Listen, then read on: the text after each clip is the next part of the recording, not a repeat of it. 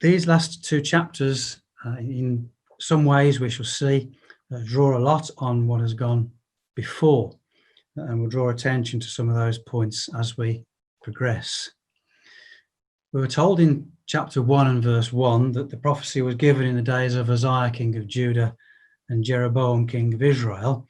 And that's obviously important because the prophecy, therefore, the fulfilling of prophecies must post-date those two kings. And curiously, Jeroboam just gets a passing mention in chapter 7 and Uzziah isn't mentioned at all, as if to suggest that those kings were just not the point, they were irrelevant. It was the people themselves that were going to suffer at the hand of the Assyrians. And the reason for that is, as we saw a couple of weeks ago, that when we looked at chapters 3 to 6, the idolatry and the oppression that was going on in both Israel and Judah was absolutely appalling. And we'll refer back to one or two of those points as we progress, God willing. And then last week we saw in chapter 7 3 prophecies to do with the Assyrians. And we mention that simply because in chapter 8 and the first few verses is the fourth. There are 4 of these prophecies. And so we need to be able to explain and remind ourselves what these are about. But we'll look at that in a moment.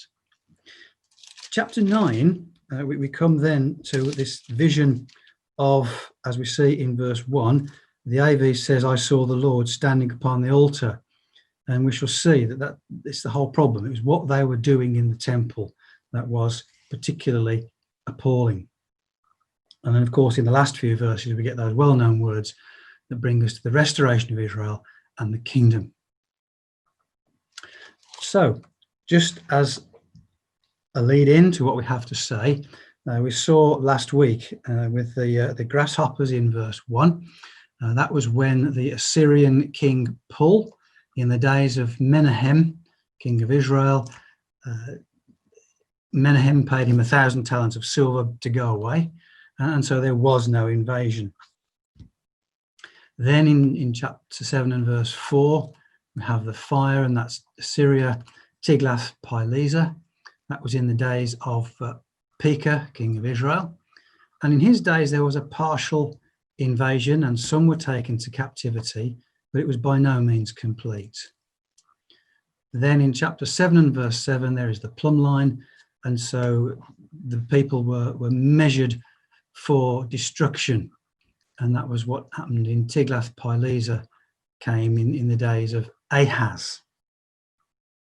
Although again, there wasn't an invasion. But then we come to the fourth, which obviously is at the start of our subject for this evening, the basket of summer fruits. And the first thing we notice about the basket of summer fruits is, having been introduced to the basket of summer fruits, it's never mentioned again. And it's as though the basket of summer fruits, clearly if the fruit is in the basket has, the fruit has been plucked. And it's as though there's just no more use for it. It's just not even worth a mention. And so this I think indicates the status of the people of Israel in the sight of their God. Now, people who know far more Hebrew than I do, which of course isn't difficult, tell us that the phrase summer fruit and the word we have in the middle of verse 2, which is the end, sound very similar. So what do you see? A basket of summer fruit, the end is nigh. And if we were to say that in Hebrew, those two things would sound very familiar. And the suggestion is that that's deliberate and that's for emphasis. If we just think about summer fruits for a moment and just glance back at chapter 4, we shall spend a little bit of time this evening looking back at previous chapters, because there's all sorts of links. Chapter 4 and verse 9, we read, I have smitten you with blasting and mildew, when your gardens and your vineyards and your fig trees and your olive trees increased. The palmer worm hath devoured them, yet ye have not returned unto me, saith Yahweh. So there were summer fruits, but they've been struck with blasting and mildew, and the palmer worm had come and devoured them. And just while we're here, chapter 5 and verse 11, for as much therefore as your treading is upon the poor, and you take from him burdens of wheat, you have built houses of hewn stone, but you shall not dwell in them. You have planted pleasant vineyards, but you shall not drink the wine thereof. So these figures come elsewhere in the prophecy, and the figure is one of judgment and destruction. And so these then, those two previous examples are examples of the end that is being described here in verse 2, although there's more dramatic of an end, as we shall see.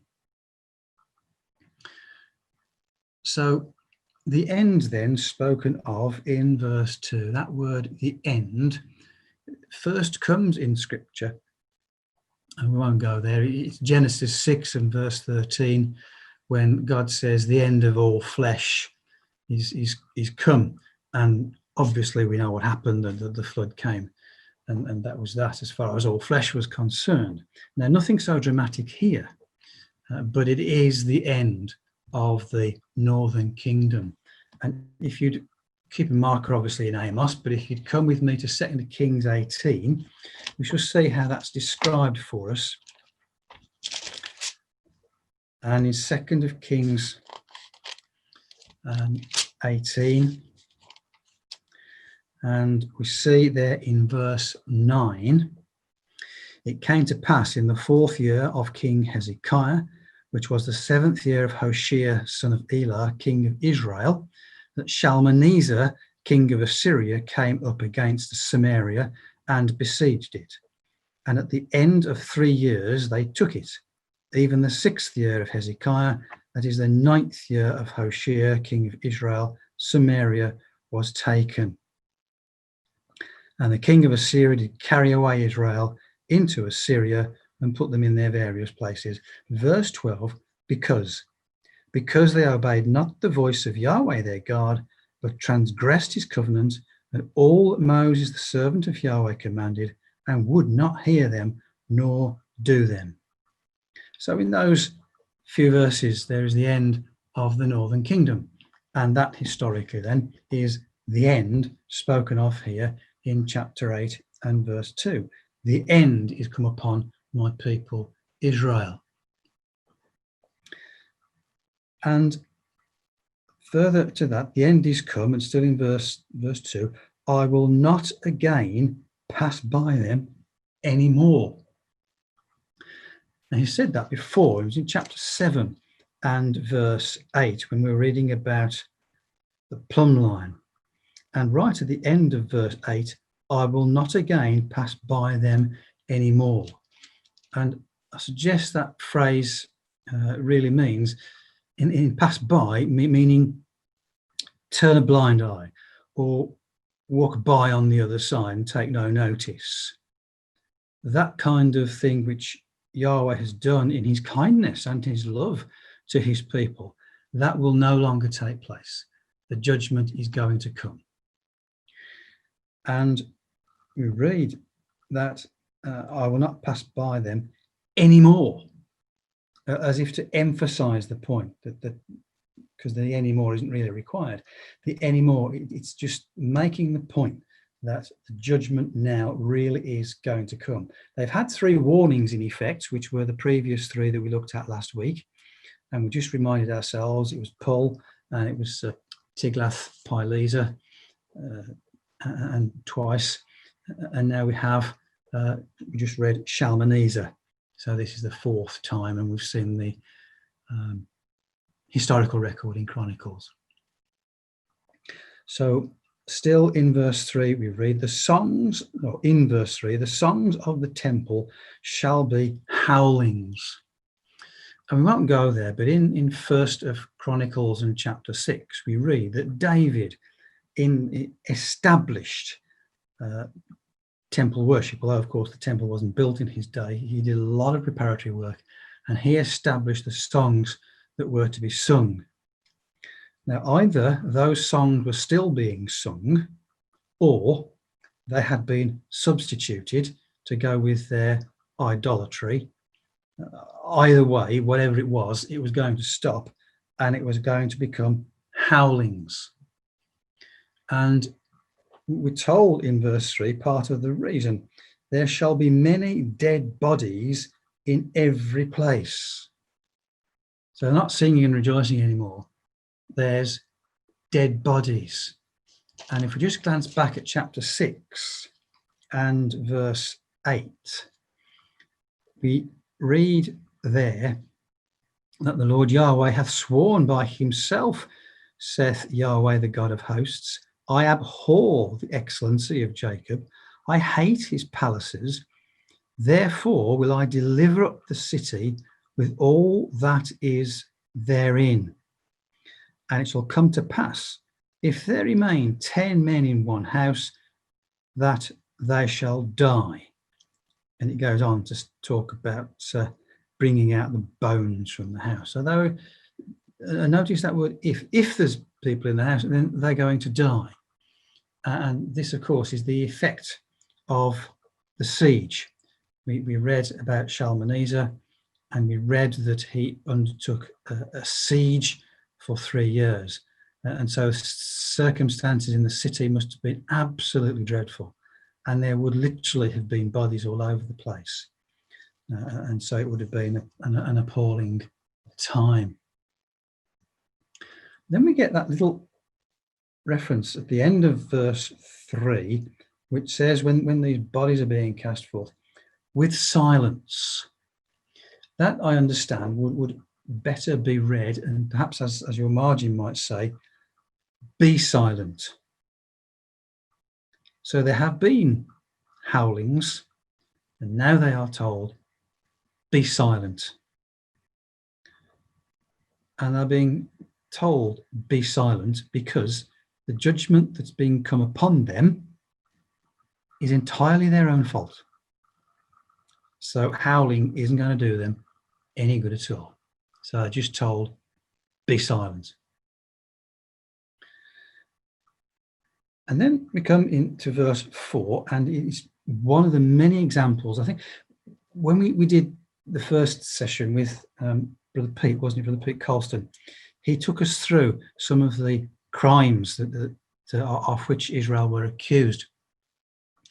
And it's pretty awful reading. If you go through Amos and just tick off all of the crimes that they had committed as they are spread through the book, and if you put them all together, it makes dreadful reading. And here's one of them in verse 4.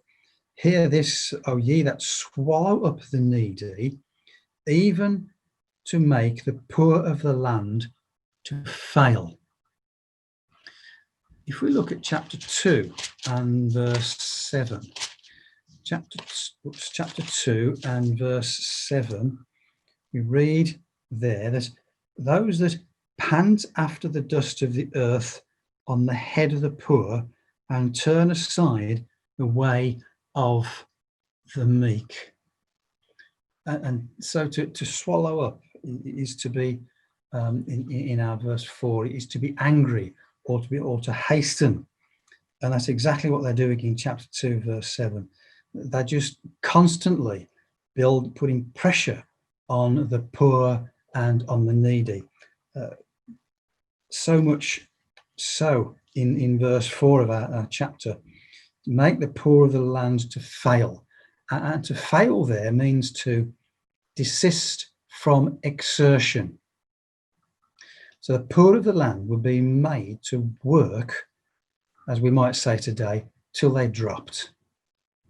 And then they get up the next day and do the same thing. And then they get up the next day and do the same thing.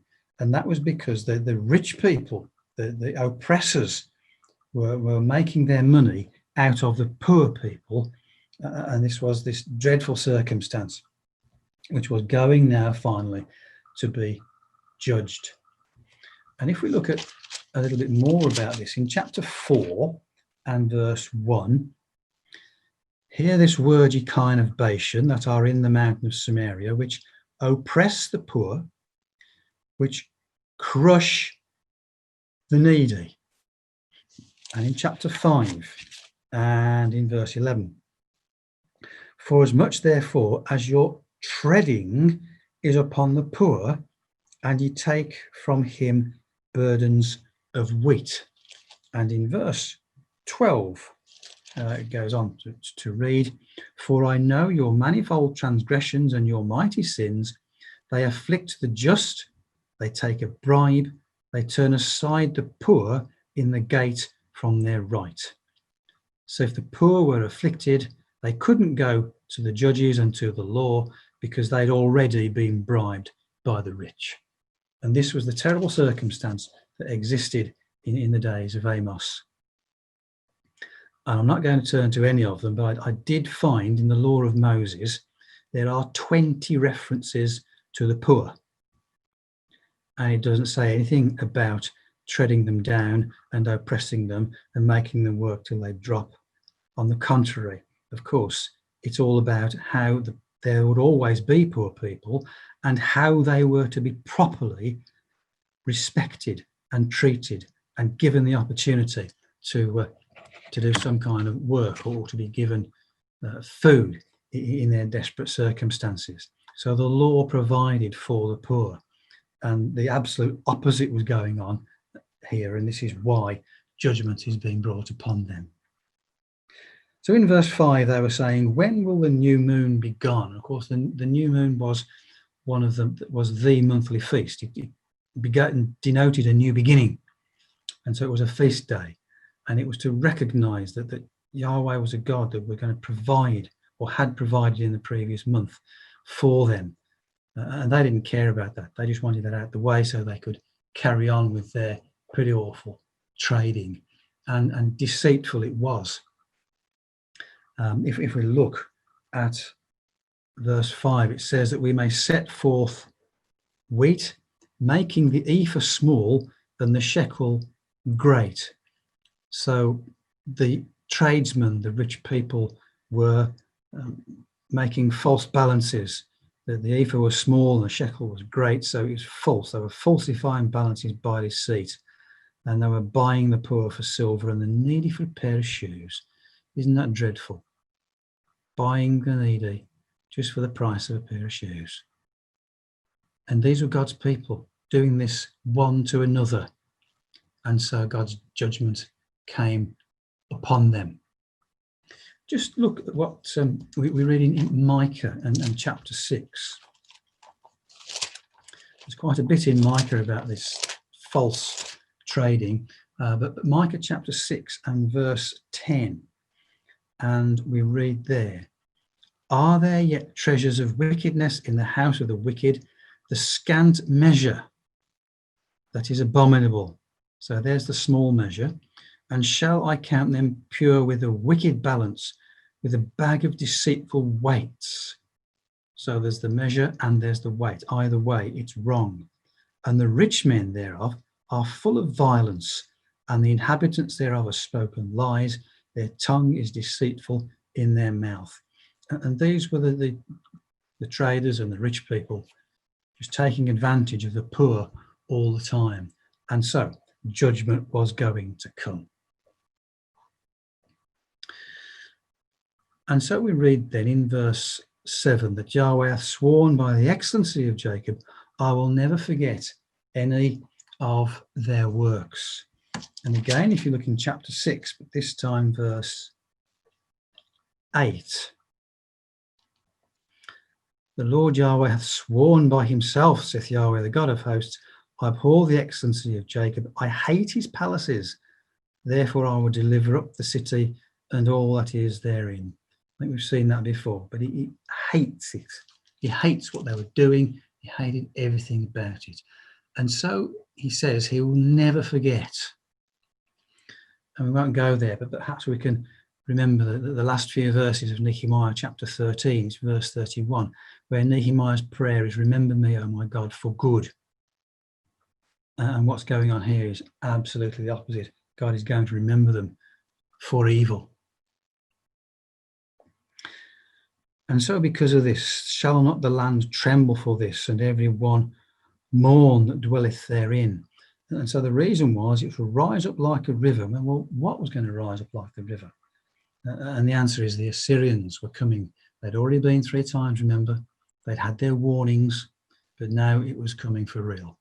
And so it was going to rise as a flood. And just come with me, please, to Isaiah and chapter 8.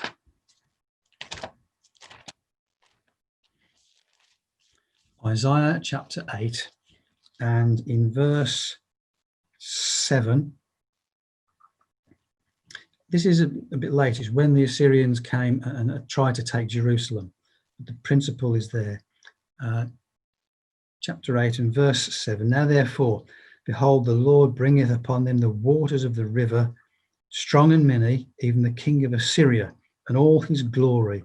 He shall come up over all his channels, and go over all his banks, and he shall pass through Judah, and overflow, go over, and shall reach unto the neck. And the stretching out of his wings shall fill the breadth of thy land, O Emmanuel. So there's Assyria coming like a flood. And here, and that, of course, is Judah, which was a little bit later. But the same thing is described here, which obviously is looking at the invasion of Israel by Shalmaneser. And so the flood, then, we read at the end of verse 8, and it shall be cast out and drowned as by the flood of Egypt. And the revised version there for drowned has sink again. So you've got the rising of the flood and the sinking again. And the way that the Nile does exactly that. So that the Egyptians were going to inundate the land, and they were going to take the land, or take the people and take them back. And so they would recede back into Assyria. But I wonder whether at this point the prophecy, rather like Isaiah does, where you can read Isaiah and you think you're reading a historical section, all of a sudden you discover that you're reading something which is yet future. And Amos here seems to be inspired to do the same sort of thing. And the reason I suggest that is because we have in verse 9, it shall come to pass in that day, saith the Lord Yahweh, I will cause the sun to go down at noon, and I will darken the earth in the clear day. So, in the context of judgment and impending judgment, when was it then that there was the sun went down at noon? Well, that reminded me of the crucifixion, when at the 6th hour of the day there was darkness until the 9th hour of the day.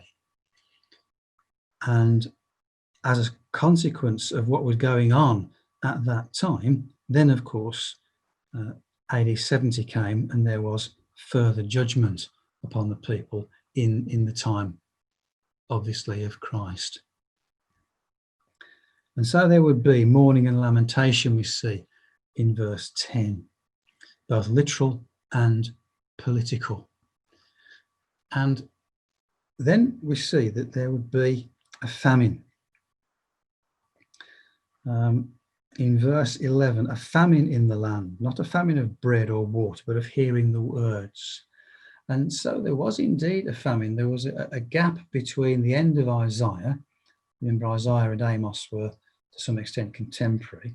So there's a gap between the end of Isaiah and the start of Nahum for about 15 years.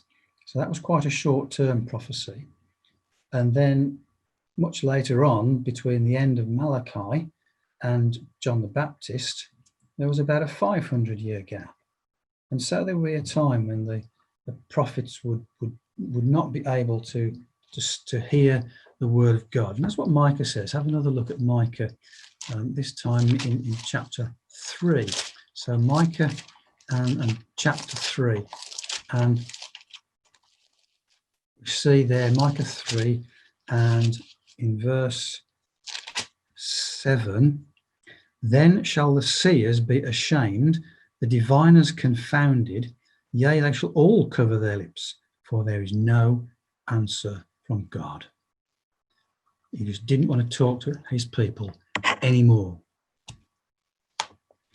And so as a result then of what happened later on, and the crucifixion, and then AD 70, and in verse 12, they shall wander from sea to sea and from the north to the east. Now, verse 12, that didn't happen either in the times of the Assyrians or the Babylonians, but it certainly happened after the time of the Romans, and for centuries thereafter, they wandered from place to place.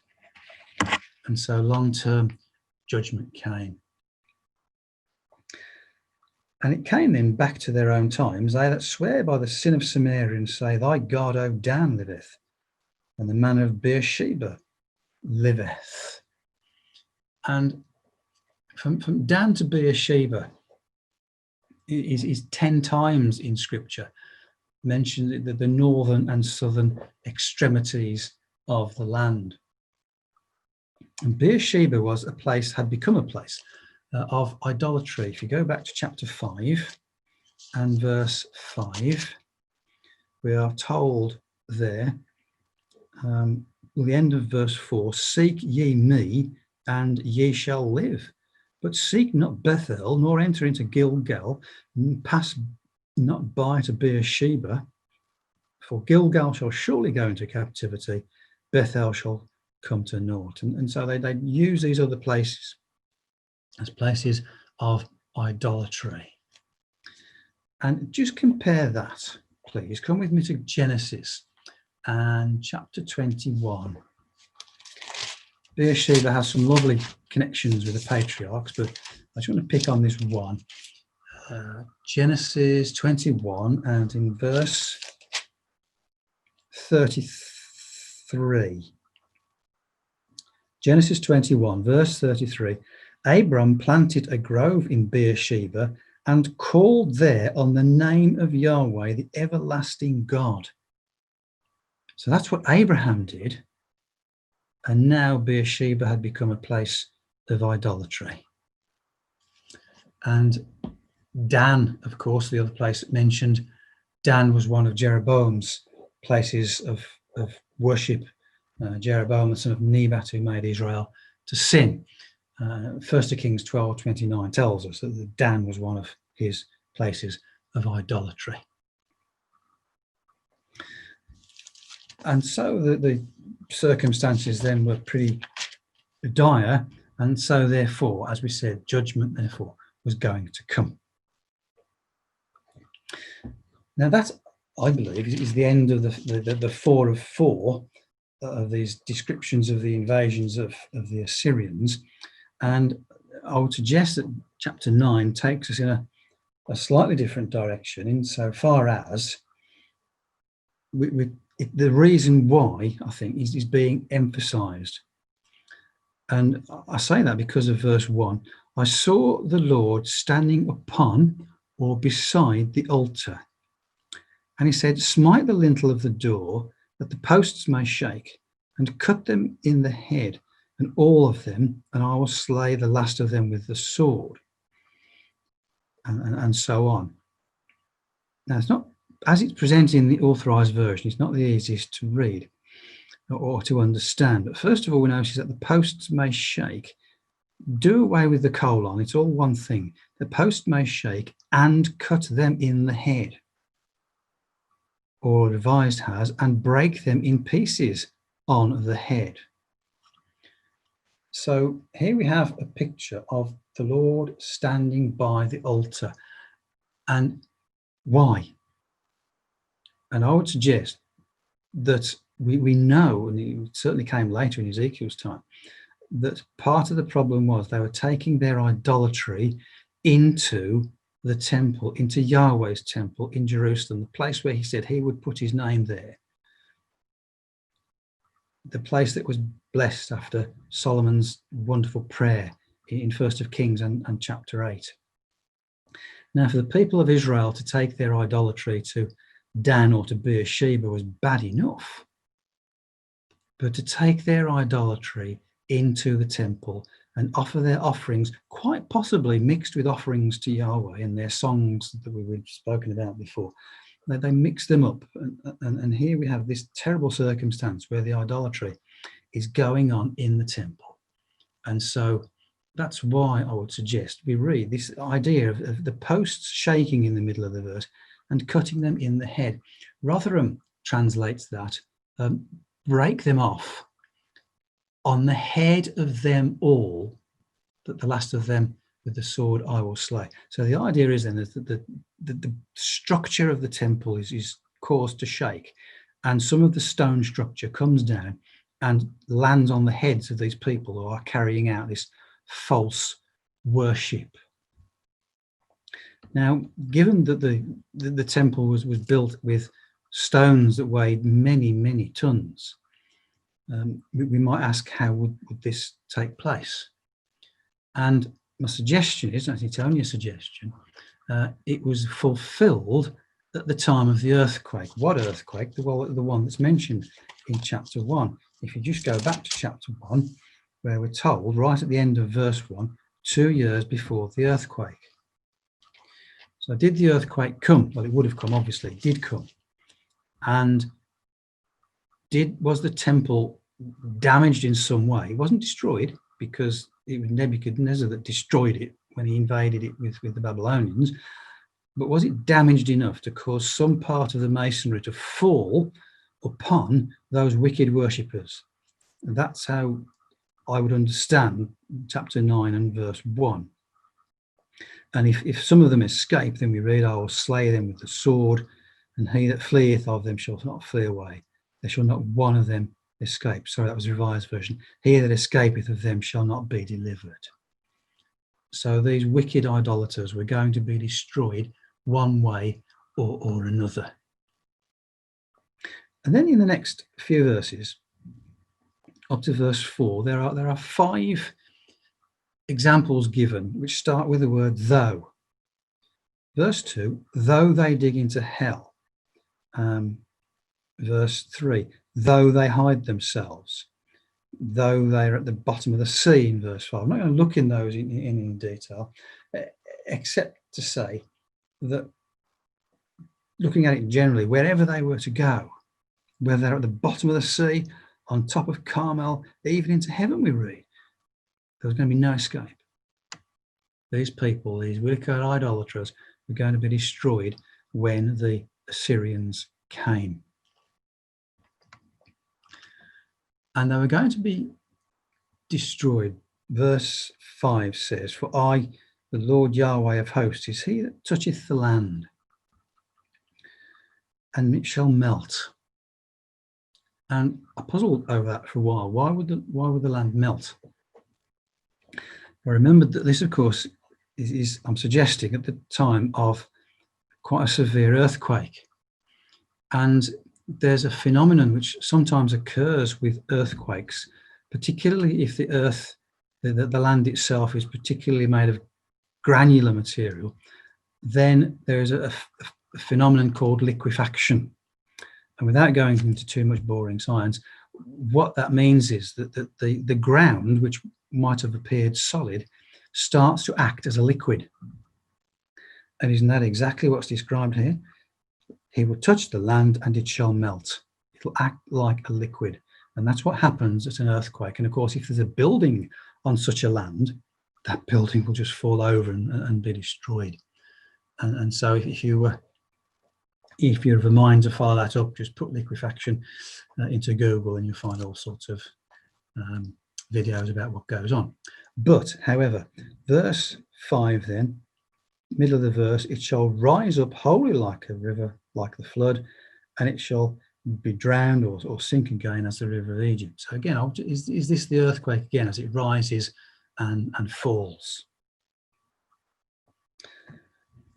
And then we read these examples, which at first may not appear to help us much. Are ye not as the children of the Ethiopians unto me, O children of Israel, saith Yahweh? Have not I brought up Israel out of the land of Egypt, and the Philistines from Caphtor, and the Syrians from Ker? So what are these examples then that are being given to us? Well, they are examples from the past.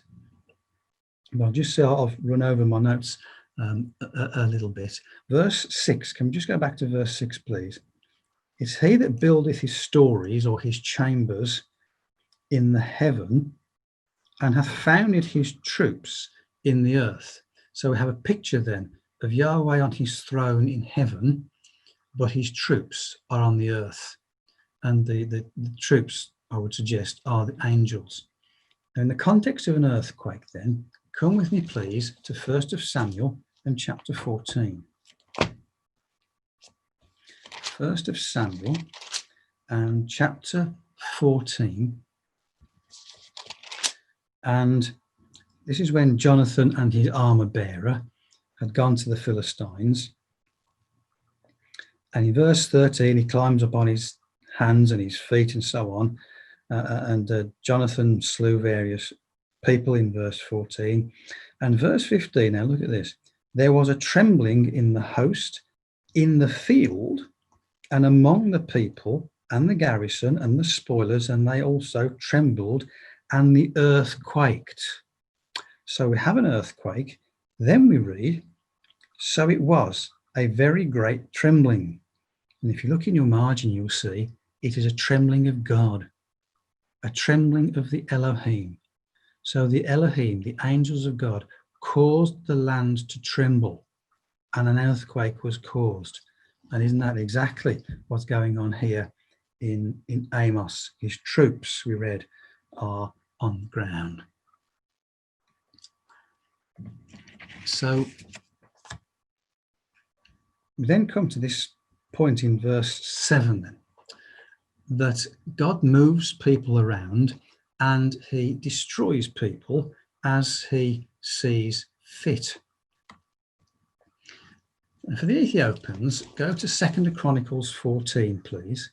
2 Chronicles and chapter 14. In 2 Chronicles 14 and verse 9, there came out against them Zerah the Ethiopian with a host of 1,000,000 and 300 chariots, and he came to Mareshah. And Asa went against him. They set the battle in array. Verse 11, Asa cries to Yahweh, and help us, O God. And then in verse 12, so Yahweh smote the Ethiopians before Asa and before Judah, and the Ethiopians fled. There were 1,000,000 of them. There were 1,000 troops, and they fled because Yahweh was fighting for his people. So there's a suggestion for the Ethiopians. Obviously know about Israel coming out of the land of Egypt. And then we read of the Philistines in Kaftor. And have a look at Deuteronomy 2 and verse 23. Obviously a long time before, but Deuteronomy 2 and verse 23. And we read in Deuteronomy 2:23 of the Avim, which dwelt in Hazerim, even unto Azar, and Azar is Gaza, the Kaftorim, which came forth out of Kaftor or Crete, and destroyed them and dwelt in their stead. So we told them that Kaftorim, or the Cretians, came from Crete and dwelt in Gaza. And that's exactly what I think is being described. The Philistines came from Kaftor. So it's just an example how God can move people from place A to place B if that's what he wants to do. It's actually quite a detailed subject. If it takes your fancy, have a word with Brother Nigel Bernard, who's done quite a study on it, and he'll tell you all about the Kaftorim and the Philistines. But then we read about Ker, that in verse 7, the Syrians come from Ker. That's already been mentioned in Amos chapter 1. If you just glance at Amos 1, and we read there in verse 5, I will break the bar of Damascus, which obviously is Syria, and cut off the inhabitant of the plain of Avon, and him that holdeth a scepter. Go to the end of the verse. Syria shall go into captivity unto Ker. So I'm told the same thing here. And we won't go there, but if you look at 2 Kings 16 and verse 9, that we read is exactly what happened. And so that was fulfilled in fairly short order. And so having given these examples, Yahweh says, I will destroy them off the face of the earth. He demonstrated that he could do whatever he liked. He could move people from A to B. So he was going to move people from Israel to Assyria, or on the other hand, he could destroy them if he wanted to do. And so those are the examples he's given them. And that's what's coming as far as Israel are concerned. And so he says, I will not utterly destroy the house of Jacob. This is the end of verse 9. That, of course, is repeated in Jeremiah 30 and verse 11. I will make a full end of all nations, but I will not make a full end of thee, but I will not leave thee altogether unpunished. It's Jeremiah 30 and verse 11. But we get this curious reference to, in verse 9, I will sift the house of Israel as corn is sifted in a sieve, but not the least grain shall fall to the sword. So they'll be sifted to and fro. As we've seen, they will be taken to and fro from the land. But not the least would fall to the earth. Now with a sieve, it's the least that you want to retain. The small flour or whatever it might be you want to retain, and the bit which is coarse you want to throw away. But the best then is the least. And that's what Yahweh wanted to retain of his people. And those were the people that would eventually come back into the land free of idolatry, although they did other pretty horrible things. I want to move on now to verse 11, because verse 11, the more I looked at it, the more fascinated I became. This concept of the tabernacle of David that is fallen and closed up the breaches thereof. If we think for a moment of the physical temple, David, of course, had the original idea to build the temple. David contributed much of the materials. David organized the worship in complete detail along with Samuel. And so very much, therefore, was his temple, although we refer to it as Solomon's temple. But it wasn't a tabernacle. It was a temple. And this word tabernacle isn't even the tabernacle as in the wilderness with the holy place and the most holy place. This word tabernacle is the Sukkoth. It's as in the Feast of Tabernacles, when the children of Israel built temporary structures. This is the tabernacle that's being referred to here. And so the puzzle starts then, well, what is this temporary structure of David? It's going to be rebuilt. I think there's a number of layers that we can see going on here. First of all, as far as the temple was concerned, the physical building of the temple, it was, of course, rebuilt. And that's described in Ezra chapter 1, chapter 6, chapter 7. But we know, because Haggai tells us in chapter 2 and verse 3, that it wasn't as good as Solomon's temple. Ezra tells us that they wept because it wasn't so good. It was to use the expression, a shadow of its former self. So that doesn't fulfill the prophecy, does it? I will build it up as in the days of old. So the restoration under Ezra and Nehemiah doesn't help us, doesn't fulfill the prophecy. It was rebuilt, of course, in Herod's time. And we know that Herod's temple was a magnificent structure because the disciples say so. For example, in Mark chapter 13, when they spoke to Christ and they said, behold, what a wonderful place this is, and the stones and all the rest of it. So maybe that was a partial fulfillment of what's going on here. Just park that for a moment. That's physical buildings. Why the tabernacle? Why this temporary structure of David? We need to be able to explain that. We'll come to 2 Samuel 7, please. Words we know well. David wanted to build the physical temple, but he, of course, was told that he wasn't going to do any such thing But he wanted to build it, that was in verse 2, sorry.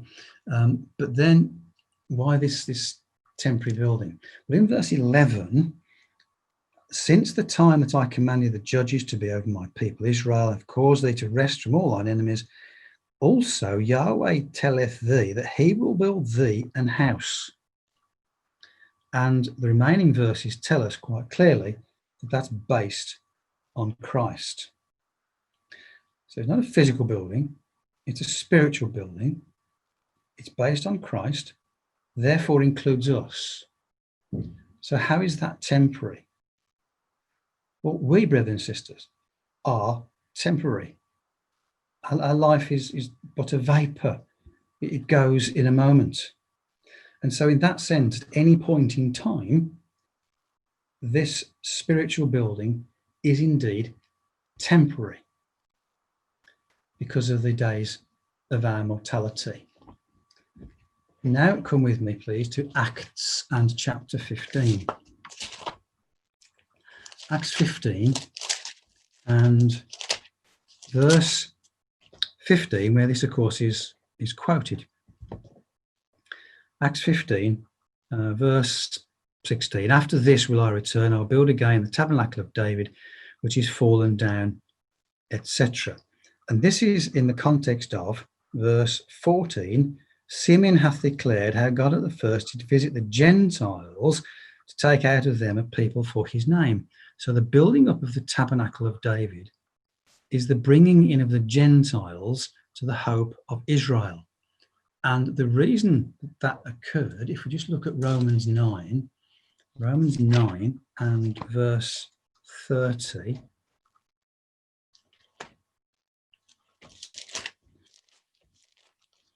Romans 9 and verse 30.